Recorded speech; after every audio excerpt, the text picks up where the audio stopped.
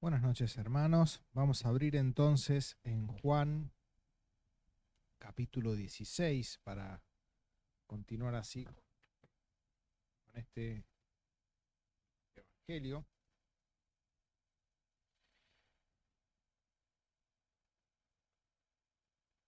Y vamos a analizar hoy desde el versículo 16 hasta el 24.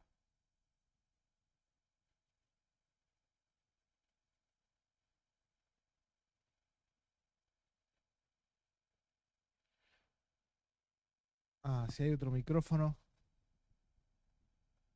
Ahí así.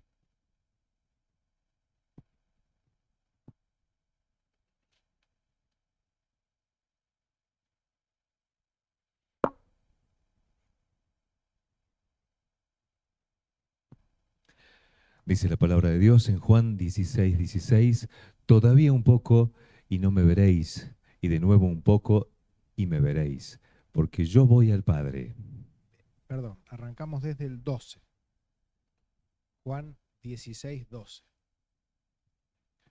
Aún tengo muchas cosas que deciros, pero ahora no las podéis sobrellevar. Pero cuando venga el Espíritu de verdad, Él os guiará a toda la verdad, porque no hablará por su propia cuenta, sino que hablará todo lo que oyere y os hará saber las cosas que habrán de venir. Él me glorificará porque tomará de lo mío y os hará saber. Todo lo que tiene el Padre es mío. Por eso dije que tomará de lo mío y os lo hará saber.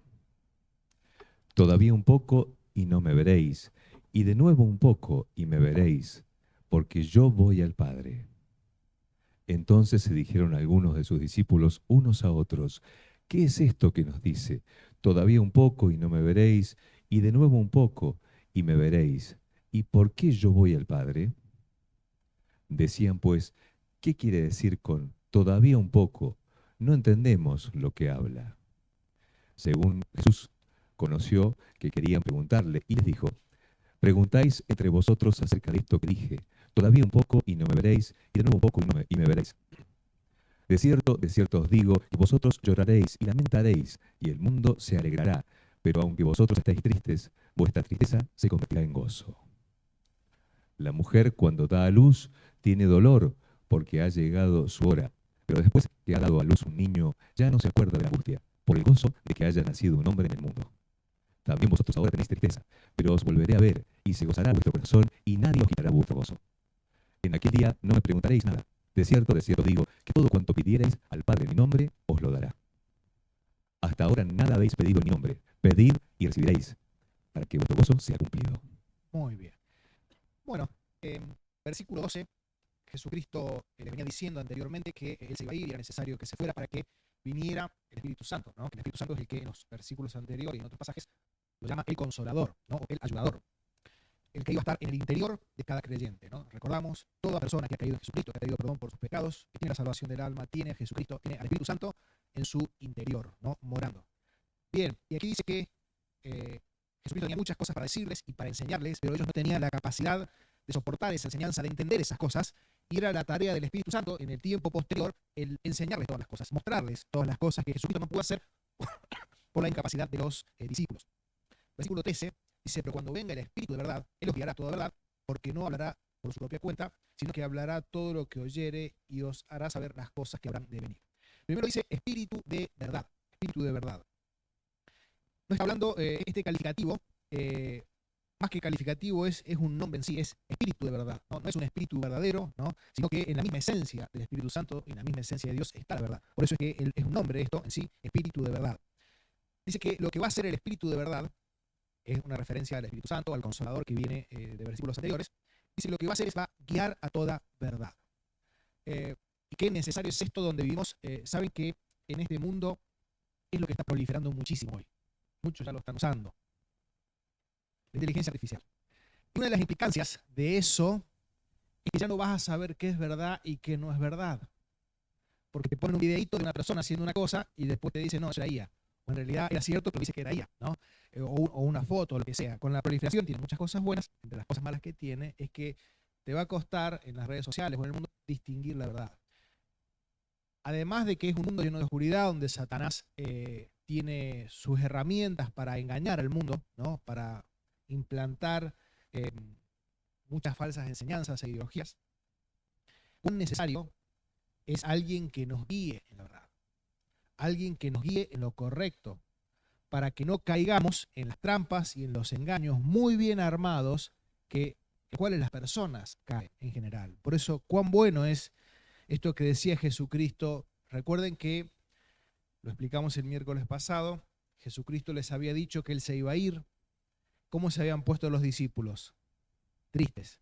Y Él les está tratando de levantar el ánimo.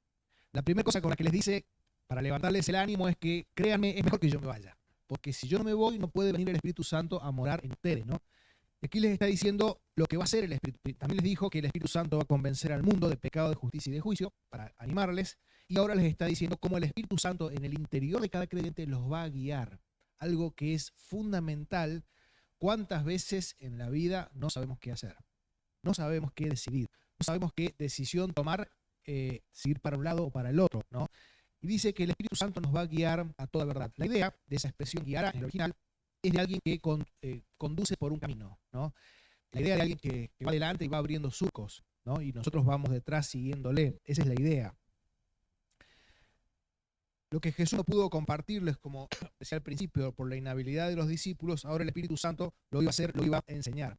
El Espíritu Santo es el que va a derramar luz sobre las verdades que Jesucristo había enseñado, ¿no? Jesucristo tuvo 3 años y medio enseñándole a los discípulos. Bueno, Jesucristo iba a dar más luz, mayor entendimiento sobre esas cosas, pero no solamente un entendimiento intelectual, sino aplicándolo a la vida, ¿no?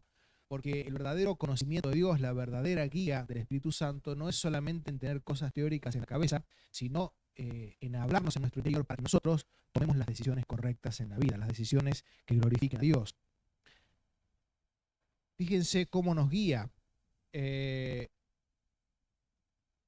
vamos a leer 3 versículos, Juan 17, 17.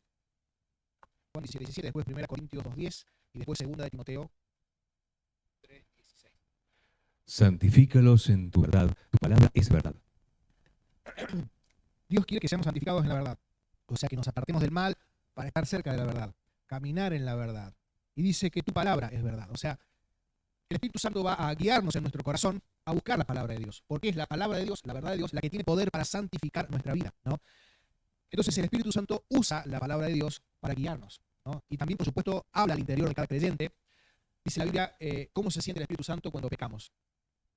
Está contristado, entristecido. Y eso se refleja en nosotros.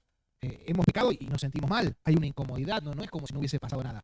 Nos sentimos mal. Ese es el Espíritu Santo que está contristado, entristecido por lo que hemos hecho y nos está guiando al arrepentimiento, nos está guiando a Dios, ¿no? Entonces, de muchas formas, el Espíritu Santo, la principal es la palabra de Dios, recordándonos la palabra de Dios, ayudándonos a entender la palabra de Dios, ayudándonos a aplicar la palabra de Dios y también, por supuesto, hablando al corazón del creyente, ¿no? 1 Corintios 2:10. Pero Dios nos la reveló a nosotros por el Espíritu, porque el Espíritu todo lo escudriña, aún en lo profundo de Dios. Bueno, el apóstol Pablo está dando una enseñanza y dice que esa enseñanza que había dado se la reveló a los apóstoles el Espíritu, o sea, el Espíritu Santo. Porque el Espíritu todo lo escudriña aún lo profundo de Dios. O sea, fíjense cómo dice que el Espíritu Santo, que vamos a ver más adelante, escucha de Dios, toma de Dios el Padre y lo revela a los apóstoles para que lo revelaran a través de la escritura de la palabra de Dios. 2 Timoteo 3, 16 y 17. Toda la Escritura es inspirada por Dios y útil para enseñar, para redarguir, para corregir, para instruir en justicia, a fin de que el hombre de Dios sea perfecto, enteramente preparado para toda buena obra. Por eso es que es tan importante, que hay un lindo grupo hoy para estudiar la palabra de Dios, para aprenderla, porque ella, cuando vamos exponiéndonos a ella y vamos siendo dóciles a su voz, puede corregir lo que hay deficiente en nosotros, instruirnos y hacernos perfectos y para todo. Fíjense, dije recién que Jesús está tratando de animar a sus discípulos. Había pasado 3 años y medio con él, ahora ¿cómo se iban a sentir ellos? Que los dejaba solos, ¿no? Y alguien importante, alguien que había sido el guía para ellos, ¿no? Entonces Jesús dice, no se preocupen, porque yo haga, cuando el Espíritu Santo va a estar en su interior y él va a ser el que nos va a guiar a la verdad. Entonces, vaya regalo que nos hizo Dios, que nos hizo Jesucristo, todos los creyentes, a tener el Espíritu Santo, aquel que nos guía a toda verdad. Ya no estamos solos. Y eso para aquel creyente que tiene temor de Dios es muy bueno, porque podemos saber que Él nos va a guiar, que cuando estamos haciendo las cosas bien, Él de una u otra forma nos va a guiar a lo correcto, nos va a poner versículos de la palabra de Dios cuando estamos diversas razones. Por eso es importante también nutrir nuestra mente aún de la palabra de Dios. Entonces, muchos de esos versículos que hemos ido leyendo, nos va a poner en nuestra mente el Espíritu Santo, ¿no? Y por supuesto que para que el Espíritu Santo pueda guiarnos a toda verdad, tenemos que dejarnos guiar, ¿no? Allí Lucas, cuando escribe Hechos, en el capítulo 7, versículo 51, si no me falla la memoria, habla de los líderes religiosos de la época. Y dice, ustedes siempre resisten al Espíritu Santo. Siempre resisten al Espíritu Santo.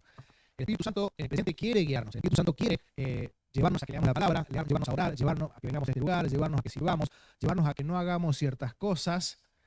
Mientras nosotros más le vayamos dando lugar a esa guía del Espíritu Santo en nuestra vida, más nos va a poder guiar y más vamos a poder ir hacia la verdad. Dice, duros de servir e incircuncisos de corazón, vosotros resistís siempre al Espíritu Santo. El Espíritu Santo está en tu corazón, si has creído, Él te quiere guiar. En nosotros está el dejarnos guiar por el Espíritu Santo.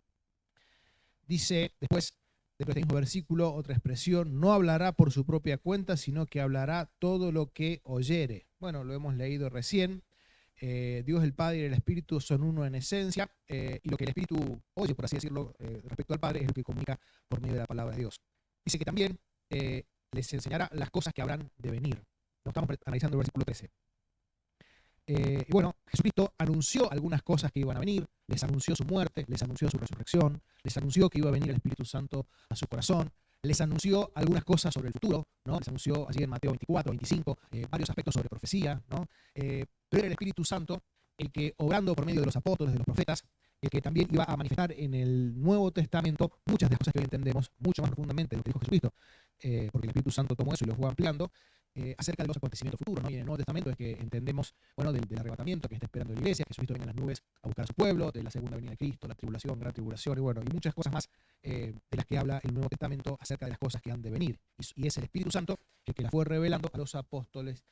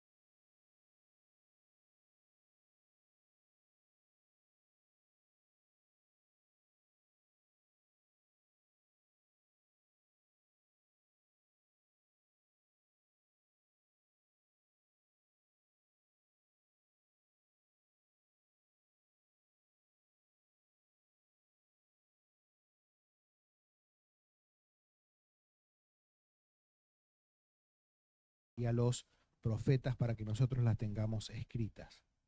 Dice versículo 14, Él me glorificará porque tomará de lo mío y os lo hará saber.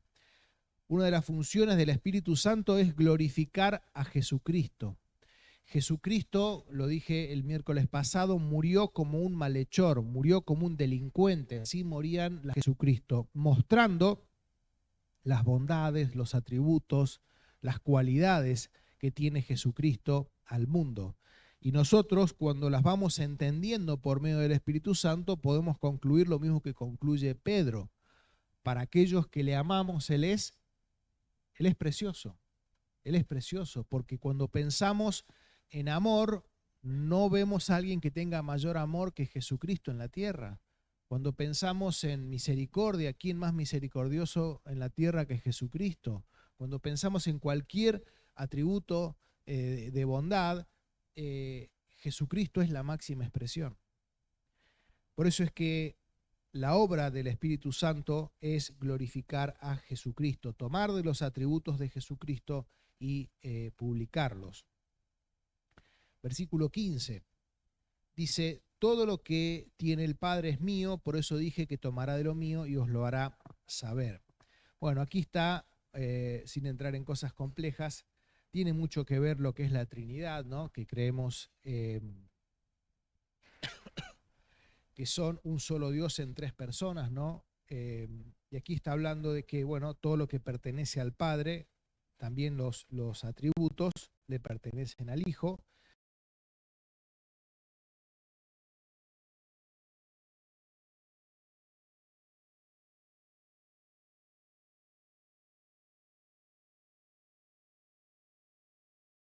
Estas son las cualidades o las perfecciones de las que ha hablado en el versículo 14, que tomará de lo mío y os lo hará saber. Entonces el Espíritu Santo revela las perfecciones de Cristo y del Padre. Por eso es que de esa forma, revelando esas perfecciones, es que termina glorificando a Jesucristo. Después dice del 16 al 19, es como un mismo bloque. Todavía un poco y no me veréis, y de nuevo un poco y me veréis, porque yo voy al Padre. Entonces se dijeron algunos de los discípulos unos a otros, ¿qué es esto que nos dice todavía un poco y no me veréis, y de nuevo un poco y no me veréis, porque yo voy al Padre? Y decían, pues, ¿qué quiere decir con todavía un poco? No entendemos de qué habla. Jesús conoció que querían preguntarle y les dijo, preguntáis entre vosotros acerca de esto que dije, todavía un poco y no me veréis, y de nuevo un poco y me veréis. Bueno, a muchos teólogos les cuesta entender o no se ponen de acuerdo qué estaba queriendo decir Jesucristo, mucho menos los discípulos en ese entonces. Pero sí, resumiendo, los discípulos iban a perder de vista a Jesucristo. Jesucristo estaba a poco tiempo de ir a la cruz y de morir, ¿no? Entonces, por eso es que dice, todavía un poco y no me veréis. O sea, dentro de poco tiempo no me van a ver, ¿no? Porque Él iba a ir a la cruz y iba a morir, ¿no? Y iba a estar 3 días allí en la tumba. Dice, de nuevo un poco y me veréis, porque voy al Padre. Y bueno, y ahí los discípulos preguntan porque no entendían. Entonces, por supuesto que lo iban a perder de vista porque ellos no lo iban a ver, pero lo que les está queriendo dejar entrever, que lo ha hecho en otras ocasiones, es que Él iba a resucitar, de que lo iban a volver a ver. Entonces, aquí Jesucristo se está refiriendo por lo menos 3 formas en las que lo iban a ver en un futuro, ¿no? La primera, obviamente, habla de la resurrección, ¿no? A los 3 días, de diversas formas, los discípulos lo van viendo y Él pasa, Jesucristo, con los discípulos aproximadamente 40 días, ¿no? Hasta que Jesucristo es ascendido a los cielos. Eso se relata allí en Hechos capítulo 1, cómo Jesucristo está estos 40 días con los discípulos y después se va a los cielos a vista de ellos. Entonces, todavía un poco y no me veréis, Él iba a morir y no lo iban a ver por 3 días. Pero después de un poco me veréis. Bueno, se está refiriendo a varias cosas. Primero, que él iba a resucitar. Segundo, se está refiriendo a lo que pasa en Hechos 2.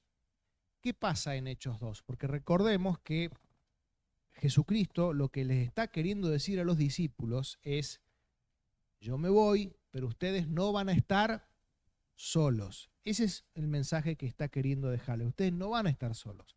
Yo les voy a dejar el Espíritu Santo.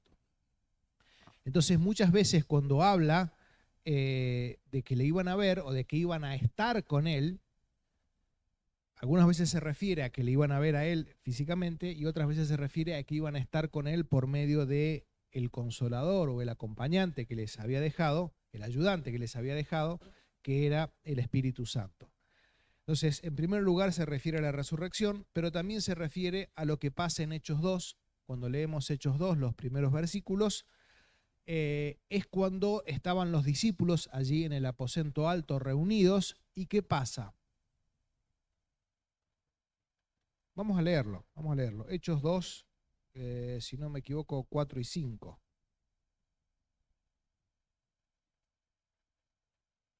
Y fueron todos llenos del Espíritu Santo, Vamos a leer el 3. Sí. y se les aparecieron lenguas repartidas como de fuego, asentándose sobre cada uno de ellos. Y fueron todos llenos del Espíritu Santo, y comenzaron a hablar en otras lenguas, según el Espíritu les daba que hablasen. Muy bien, aquí se cumple la promesa que Jesucristo les había hecho de que Él iba a estar con ellos por medio del Espíritu Santo que iba a estar en el corazón de cada creyente, ¿no? Entonces también cuando está hablando de que después de un poco me veréis, se está refiriendo a la venida del Espíritu Santo en este pasaje que es Hechos 2, y por supuesto también se está refiriendo a la venida de Jesucristo al final de los tiempos, ¿no? Todavía estamos esperando que Jesucristo venga a buscar a su iglesia, lo decían los hermanos en la apertura, así que también estamos esperando volver a verle o verle físicamente. Entonces, eso es lo que quería decir Jesucristo: un poco no me veréis, porque la muerte iba a hacer que no lo vieran, después iba a resucitar, lo iban a volver a ver, después él iba a cumplir la promesa de compañía por medio del Espíritu Santo allí en Hechos 2, y al final cuando él venga a buscar a su iglesia. Versículo 20 dice: de cierto os digo que lloraréis y lamentaréis y el mundo se alegrará, pero aunque vosotros estéis tristes, vuestra tristeza se convertirá en gozo. Había quienes cuando Jesucristo muriese iban a estar muy contentos, los líderes religiosos, muy contentos, ¿no? Porque se habían sacado ese espina en el zapato que significaba Jesucristo, aquel que hablaba en contra de ellos, aquel que les decía hipócritas, ¿no? Aquel que hablaba y enseñaba realmente a Dios y descubría toda la farsa que hacían los líderes religiosos, ¿no? Entonces había muchas personas a las cuales Jesucristo le incomodaba. Entonces todas esas personas iban a estar muy contentas de que por fin se habían eliminado a Jesucristo. Y obviamente los discípulos iban a tener tristeza, consternados, porque muchos de los discípulos todavía no terminaban de entender genuinamente la labor que venía a hacer Jesucristo. Ellos estaban esperando a Israel. Un Mesías, ¿no? Un libertador. Los judíos estaban bajo el dominio del Imperio Romano, ellos no eran una nación libre, ¿no? Entonces ellos esperaban un libertador, un Mesías que ellos creían que los iba a liberar de esa opresión romana. Pero Jesucristo vino a librarlos de la mayor de las opresiones, que es de la opresión del pecado, ¿no? Que libra a todo aquel que cree en la obra de Jesucristo. Pero ellos así no lo entendieron, incluso los discípulos que estaban con él estaban entristecidos. Jesucristo les había dicho que iba a resucitar, no lo entendían. Jesucristo les había dicho todas estas cosas y no llegaban a entender toda la obra que tenía que hacer Jesucristo. De hecho, Jesucristo, cuando después de resucitar se les aparece en el camino de Maús a dos discípulos, les relata toda la Escritura y les hace ver que era necesario que el Cristo viniese y muriese por el bien de ellos. Los discípulos les costaba entender estas cosas. Por eso es que primero se les caía ese libertador que ellos estaban esperando. ¿Cómo es que el libertador que venía a libertarnos resulta que va a estar en una cruz muriendo como un malhechor? No entiendo nada. Se me fue el amigo, se me fue mi líder, se me fue mi maestro. Entonces ellos iban a estar sumamente tristes. Pero dice que vuestra tristeza se convertirá en gozo. Vamos a leer Lucas 24:52. Ellos, después de haberle adorado, volvieron a Jerusalén con gran gozo. Ahí lo que relata es cómo Jesús, después de haber pasado 40 días con Jesucristo, Jesucristo es ascendido a los cielos, ¿no? Y después de haber estado adorando a Jesucristo, dice que ellos se vuelven con gran gozo. ¿Por qué? Porque habían entendido lo que Jesucristo, muchas de las cosas que Jesucristo les había dicho, muchas otras se las iría revelando el Espíritu Santo que guía toda verdad, pero ahí entendían los principales propósitos de Cristo. Y habían visto que Jesucristo, aquel que había muerto, había resucitado, iba a los cielos y pronto volvería. Y eso los llenaba de gozo. Y el gozo que Dios da, como dice más adelante, es un gozo más allá de las circunstancias. No es alegría por algún acontecimiento, ¿no? El gozo de Dios sobrepasa las circunstancias. Dice que Pablo y Silas cantaban himnos y cánticos a Dios en medio de una cárcel donde además de un montón de frío, no había baños, había que orinar en el mismo pedazo de piedra, no había toda necesidad de pasar frío. Esas eran las cárceles de la época. En esos lugares estaban Pablo y Silas cantando himnos a Dios y los oían todos los presos, ¿no? Un gozo que el mundo no puede quitar, porque ellos sabían que Jesucristo había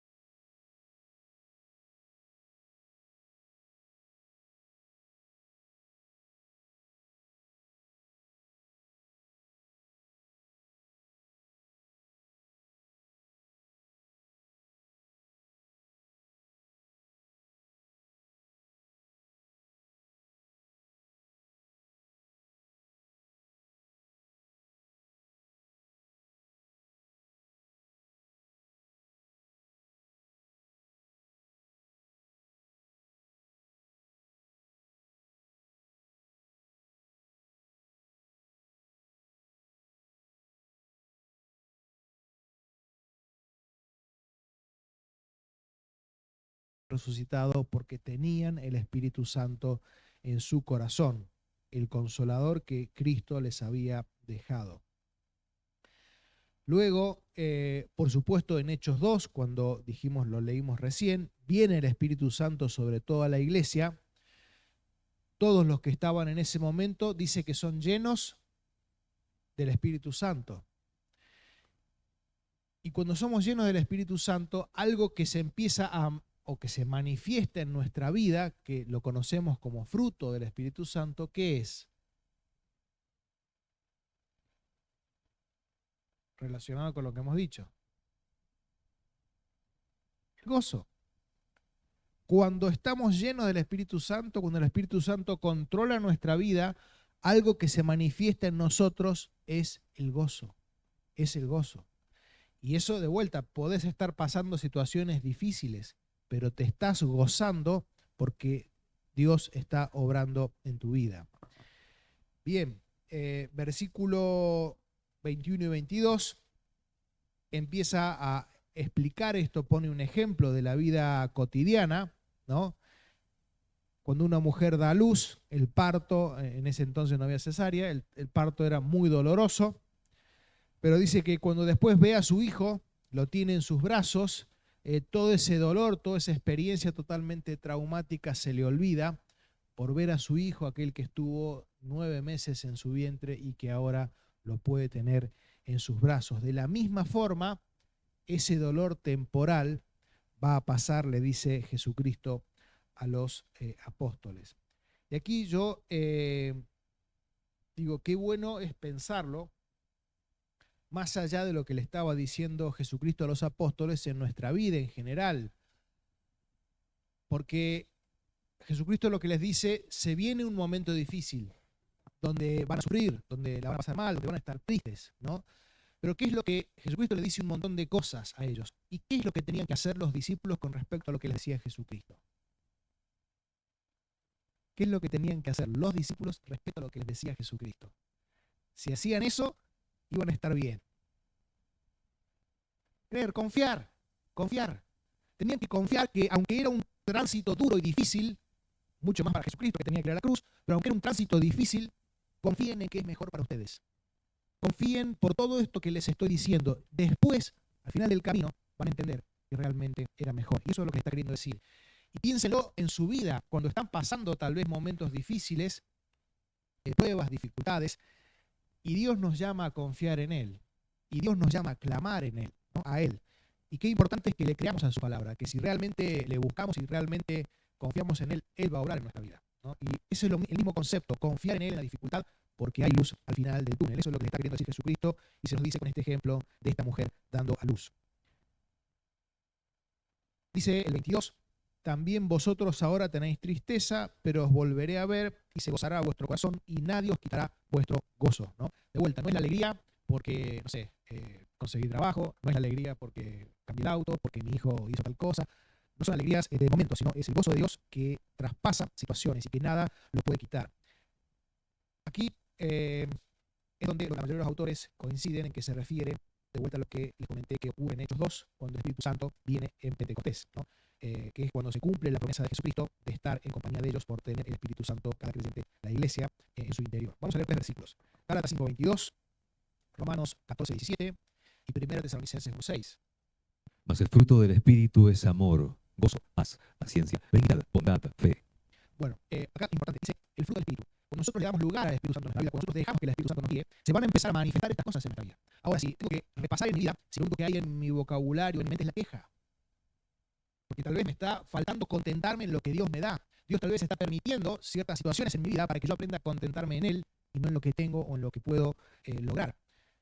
Cuando realmente somos guiados por el Espíritu de Dios y el Espíritu Santo toma control de nuestra vida, se van a empezar a manifestar estas cosas en nuestra vida. Por eso es que, si tal vez no está siendo así, es para repasar cómo estamos dejando que el Espíritu Santo obre en nuestra vida. Si le estamos resistiendo, estamos escuchando y obedeciendo su voz. Dijimos Romanos 14:17. Porque el reino de Dios no es comida ni bebida, sino justicia, paz y gozo en el Espíritu Santo. Muy bien, dice el reino de Dios, entre otras cosas que dice, consiste en gozo en el Espíritu Santo, ¿no? 1 Tesalonicenses 1:6. Y vosotros vinisteis a ser imitadores de nosotros, y el Señor, recibiendo la palabra en medio de la tribulación, con gozo del Espíritu Santo. ¿Cómo era el momento cuando recibieron la palabra? Gran tribulación. ¿Y cómo estaban? Con mucho gozo, por la obra del Espíritu Santo en su vida, ¿no? Bien, dice el versículo, bueno, por qué decimos que es la venida del Espíritu Santo que se refiere aquí a Jesucristo en Pentecostés, lo que leímos en Hechos 2, porque habla de un gozo permanente. Versículo 23. En aquel día no me preguntaréis nada, de cierto os digo que todo cuanto pides a Padre en mi nombre os lo dará. Bueno, dice, en aquel día no me preguntaréis nada, porque Jesucristo iba a estar. Aquí iba a estar el Espíritu Santo, el cual lo que iba a hacer era guiarlos a toda la verdad, enseñarles todas las cosas, ¿no? Vamos a leer 1 de Juan 2:20 y 27. Pero vosotros tenéis la unción del Santo y conocéis todas las cosas. La unción del Santo es una referencia al Espíritu Santo. Pero la unción que vosotros recibisteis de él permanece en vosotros, y no tenéis necesidad de que nadie os enseñe, así como la unción misma os enseña todas las cosas, y es verdadera, y no es mentira, según ella nos ha enseñado, permanece en él. Muy bien. Y vamos al versículo 24.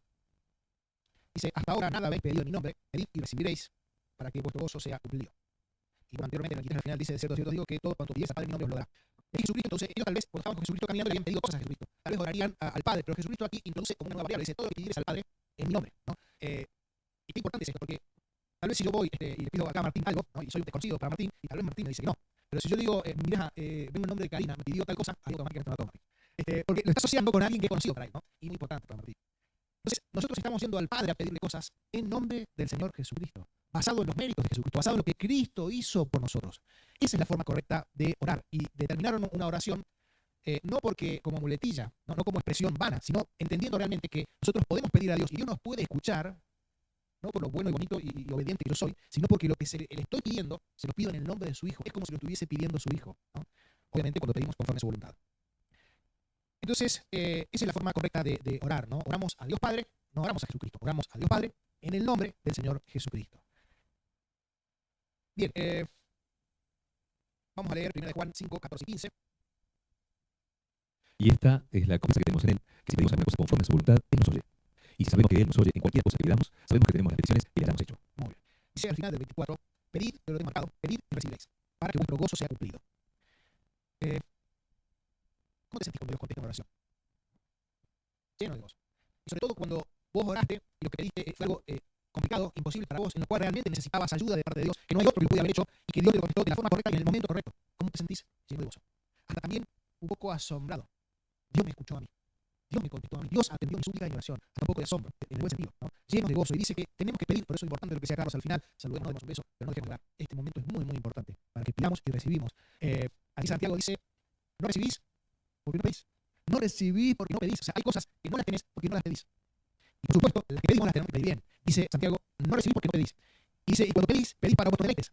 Entonces Dios tampoco te lo da, no es para gloria suya.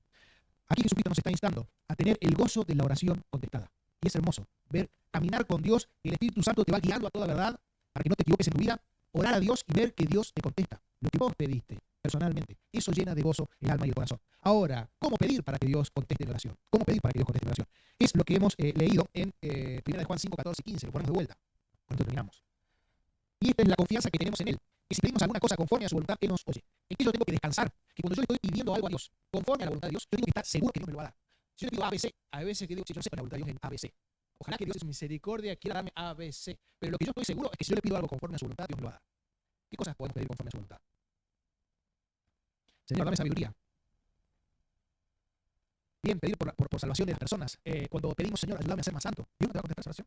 Dios sí te va a ayudar. Después soy yo el que tengo que escuchar lo que Dios me dice y luchar con eso. Pero Dios sí me va a contestar esa oración. Si yo le pido, Señor, ayúdame a entender tu palabra, me va a decir, bueno, primero sentarte y abrir la Biblia y empezar a leer. Pero si lo hago, lo pido realmente, genuinamente, Dios contesta esas oraciones. Y hay muchas otras más, porque hay un montón de promesas. Pero esa es la confianza que tenemos. Si pedimos alguna cosa conforme a su voluntad, Él nos oye. Y fíjense lo que dice. Y si sabemos que nos oyen cualquier cosa que le pidamos, sabemos que tenemos las peticiones que le hayamos hecho. Todavía Dios no te lo dio, pero seguro te lo va a dar. Porque has pedido conforme a su voluntad. Y esa es la confianza. Entonces, nos levantamos del trono de Dios, de la presencia de Dios, habiendo pedido algo que es conforme a su voluntad, y tenemos que irnos gozosos porque sabemos que Dios nos va a conceder eso que hemos pedido conforme a su voluntad. Que Dios nos ayude a ser agradecidos y a vivir conforme a la guía del Espíritu Santo.